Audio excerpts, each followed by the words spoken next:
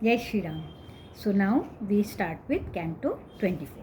Finding Sri Ram firm in his obedience to the command of his parents, Kaushalya, Sri Ram's mother, urges him to take her along with him. On being told, however, that it was incumbent on a matron whose husband was alive to remain with the latter and serve him, she consents to Sri Ram's departure to the forest. So now let's start. Perceiving Sri Ram resolved on carrying out the command of his father, Kaushalya spoke as follows to her most pious son, her voice choked with tears. Ah, born of me through Dashrath, how will the pious minded boy who has never known sorrow and who speaks kindly to all created beings live on grains gleaned from a marketplace after the heaps collected there for sale have been disposed of? How shall this boy, the same Ram, whose very dependents and servants partake of dainty dishes, eat roots and fruits in the forest? Who will believe the story that Ram, a scion of Kakushta, the pet child of the emperor and rich in excellences, is being exiled? And who will not be alarmed to hear this? Sure enough, in this world, O Ram, where you are, who are so charming, are going to retire to the forest, destiny alone is mighty and rules all. Emaciating me to a remarkable degree, my son, this huge and incomparable fire of grief, which has its source in the mind, is fanned by the wind of your impending absence and fed by the firewood of anguish caused by weeping, and is nourished by oblations poured in the shape of tears welling up at the time of weeping, nay, which is crowned with voluminous smoke in the form of intensity of thought, which springs up from anxiety concerning your return from exile at the end of 14 years, and which grows in intensity through pumping in the form of respiration, will consume me, bereft of you, here in the same way as a forest fire burns away dry wood and grass, etc., at the end of winter. It is well known how a milch cow follows its roaming calf. I too shall accordingly follow you, whithersoever, my child, you will go. Duly hearing the aforesaid speech uttered by his mother, Sri Ram, a jewel among men, replied as follows to his mother, who was extremely distressed. Betrayed by Kaikai, and particularly when I have retired to the forest, the king will surely not survive if he is further deserted by you. Moreover, it is sheer cruelty on the part of a woman to desert her husband. That should not be done by you, even with the mind, for it is highly deprecated. So long as my father, Emperor Dashrath, a scion of Kakushta, survives, let service be rendered to him by you, for such is the eternal moral code. Feeling highly delighted when admonished as aforesaid by Sri Ram, Kaushalya, of benign aspect, for her part, said Amen to Sri Ram, who did things without undergoing any exertion. Addressed in the foregoing words, Sri Ram, the foremost among those upholding the cause of righteousness, however, further spoke as follows to his aforesaid mother, who was feeling deeply distressed. Father's command must be carried out by you as well as by me. He is the king, supporter, elder, superior, controller, and master of us all. Having sported in some great forest during the ensuing 9 years and 5 with a supreme delight, I shall then continue to be at your beck and call. Spoken to in these words, Kaushalya, for her part, who was full of affection for her son and was extremely miserable, then replied to her beloved son as follows, her face bathed in tears. It is not desirable for me, O Ram, to live in the midst of these co-wives. If you have made up your mind to depart in deference to the wish of your father, pray take me as well to the forest, O scion of Kakushtha, even as one would take a wild female deer. Sri Ram, however, spoke to his mother, who was weeping as aforesaid. For a married woman, so long as she is alive, her husband indeed is her deity as well as her lord. The king, our master, holds sway over you as well as over me today. With the wise king continuing as the ruler of the world, surely we are not masterless. And Bharat too is pious minded, speaks kindly to all created beings, and is ever devoted to righteousness. He will undoubtedly serve you. Carefully act in such a way that when I have departed for the woods, the king may not suffer agony in the least on account of grief caused by separation from his son, that is, myself, and remaining ever vigilant, constantly do good to the aged king, so that this poignant grief may not bring about his extinction. Nay, that woman who, though extremely noble and keenly devoted to sacred observances and facts, does not serve her husband, is sure to attain the destiny of a sinner. Through service to one's husband, on the other hand, even that woman who does not offer salutations to anyone other than her husband and is averse to the worship of gods secures the highest heaven. Intent on doing that which is pleasing and good to her husband, a married woman should therefore do service to him alone. This is the lasting duty enjoined on a woman in the Vedas as well as in the Smriti texts. Nay, while offering oblations to the fire, gods as well as celebrated Brahmans of noble vows should be worshipped with flowers and other articles for my sake. O godly lady, leading a regulated life and partaking of an austere fare, nay, devoted to the service of your husband, by time as aforesaid, longing for my return from the forest. In this way, you will attain the highest object of your desire when I have duly returned from the forest, provided, of course, the emperor, the foremost of those upholding the cause of righteousness, retains his life.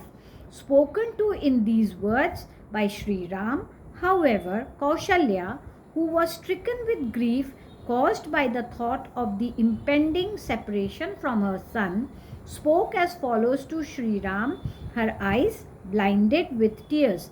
I cannot change your resolution to depart, which has been deliberately made, O dear and heroic son. Surely destiny is hard to supersede. Therefore, depart you, my son, with an unwavering mind. Let good betide you at all times, O mighty son. I shall be rid of affliction once more only when you have returned to Ayodhya. I shall sleep most soundly only when you, my highly blessed son, return, having accomplished your object and concluded your vow of leading a forest life for 14 long years, and thereby get square that is, cleared the debt of your father. Of course, the course of destiny in this world is always hard to perceive. My son, the destiny which is urging you to depart, setting aside my protest, O scion of Raghu, depart now, O mighty armed prince. When you safely come back, you shall delight me, my son, with delightful and sweet words of consolation. Would that be the time when I see you once more, my dear son, come back from the forest wearing matted locks and the bark of trees turned this very moment.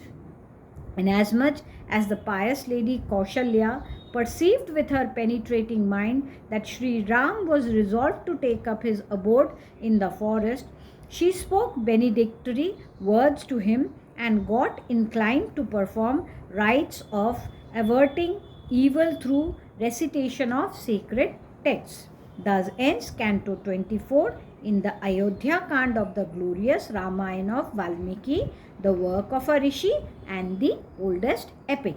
Now we start with Canto 25. Having received the mother's benedictions for the journey, Sri Ram falls at her feet and proceeds to the apartments of Sita in order to see her. Getting over through ratiocination, the aforesaid agony caused by the thought of the impending separation from Sri Ram and sipping a little pure water in order to counteract the impurity occasioned by shedding tears, the high-minded mother Kaushalya performed rites conducive to the welfare of Sri Ram. She said, "Since your departure cannot be stopped, depart now, O dwell among the Raghus. Nay, follow in the footsteps of the righteous by redeeming your word of honor and return soon after serving the term of your exile. May that piety itself protect you on all sides, the piety which you scrupulously observe with love, O tiger among scions of Raghu. May those too to whom you humbly bow at crossroads as well as in temples, my son, protect you on all sides along with eminent rishis. May these mystic missiles also that were imparted to you by the learned Vishwamitra protect you on all sides, you who are ever illumined by excellences. Protected on all sides by the service you have rendered to your father and mothers, as well as by your truthfulness, my mighty armed son, may you live long. May the deities presiding over wooden sticks used for feeding the sacred fire, blades of the sacred kusha grass and rings of kusha grass worn on the fourth finger on sacrificial occasions, sacrificial altars, temples and sites selected by Brahmins for worship of gods, as well as mountains, trees, bushes, large and deep pools of water, birds, reptiles and lions protect you, O dwell among men. Nay, may the Sandhyas and the Vishwadevas, two different classes of gods, and the wind god, along with eminent rishis, ensure your happiness. May the cosmic person and the creator bring happiness to you. May the gods Pusha, Bhaga and Aryama, 3 of the 12 sons of Aditi, and the well-known guardians of the spheres with Indra at their head, as also the deities presiding over the 6 seasons, all the months, years, nights and days and hours always do good to you. Again, may Veda and Smriti, texts taken as one body, and piety incarnate protect you, my son, from all dangers. May Lord Skanda, the younger son of Lord Shiva, and the moon god, along with sage Brihaspati, the preceptor of gods, the well-known 7 rishis, as well as sage Narad, guard you on all sides. Nay, glorified by me, may the celebrated Siddhas, as well as the 4 quarters, along with the guardians of the quarters, protect you, my son, from day to day on all sides in that forest which you are going to inhabit.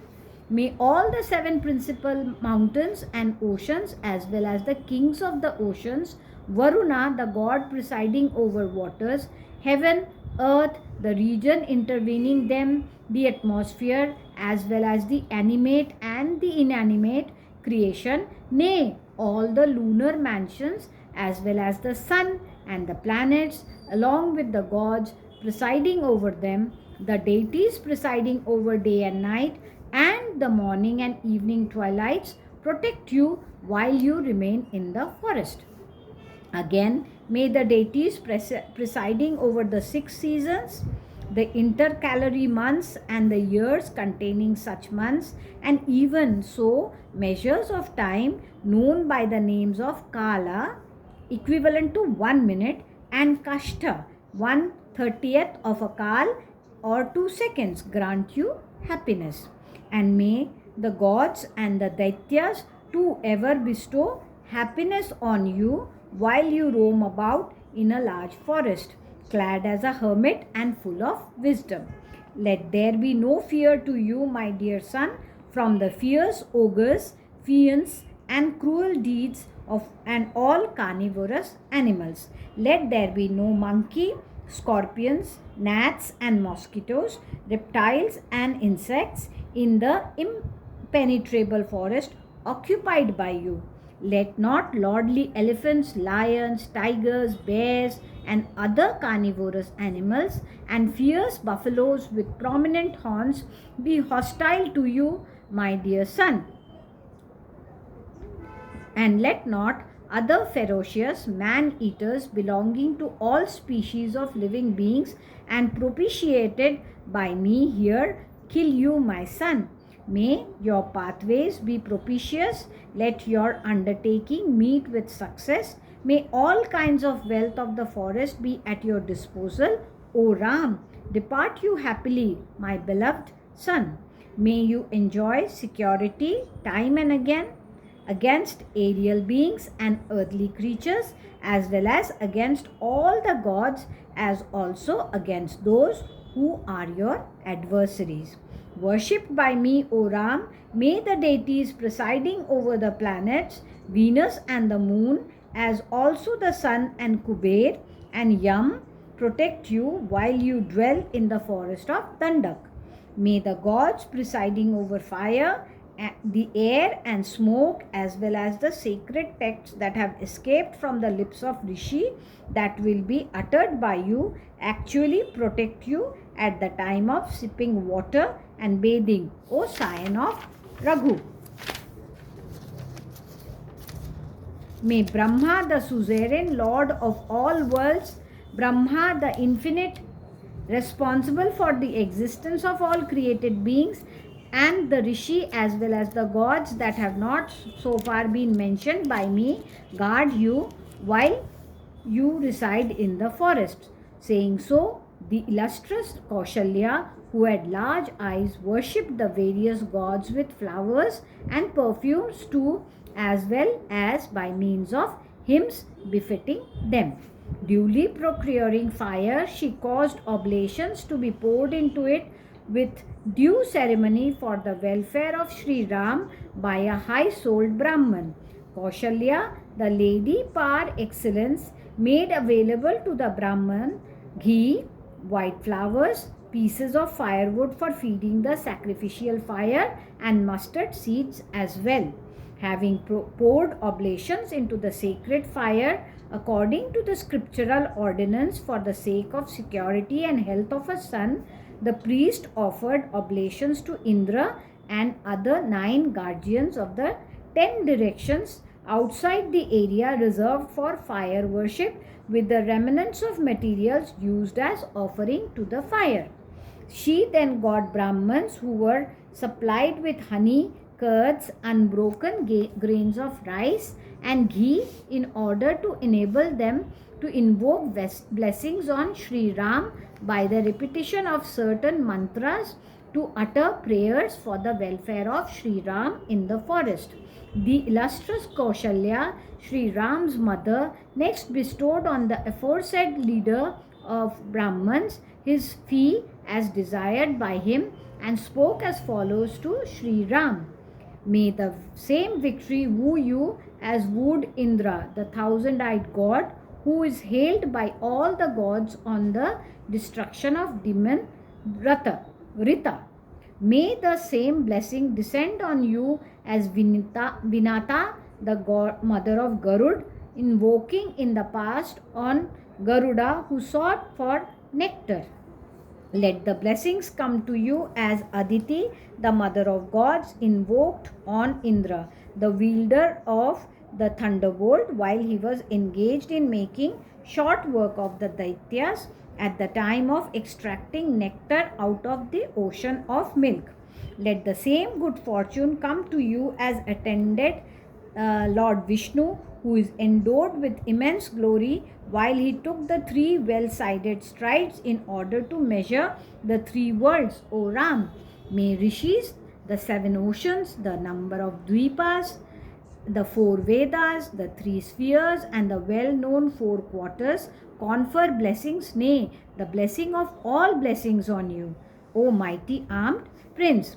Saying so, and fixing unbroken grass on rice on Sri Ram's forehead as a form of benediction, and also daubing him with sandal pastes of various kinds, the large-eyed Kaushalya, a proud woman, fastened about his wrist by way of an amulet a herb known by the name of Visalyakarani, so called because it helps in painlessly extracting an arrow into one's body, whose efficiency had been amply proved, and the recitation of sacred texts, and further muttered the mantras in order to heighten its virtue.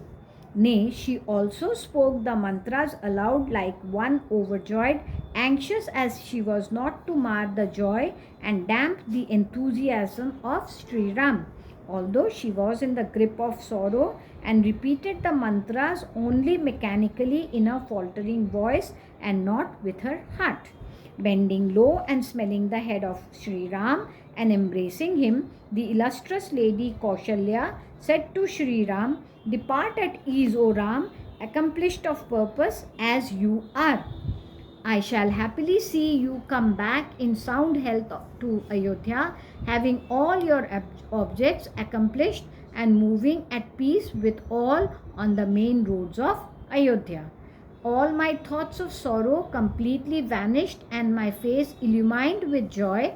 I shall behold you returned from the forest like the full moon become visible on the horizon. I shall undoubtedly see you returned here from your sojourn in the forest, having implemented the word of your father and installed on the throne, O Ram. Having returned here from the forest and clad in festal robes and adorned with festal ornaments, ever fulfill the desires of my daughter-in-law.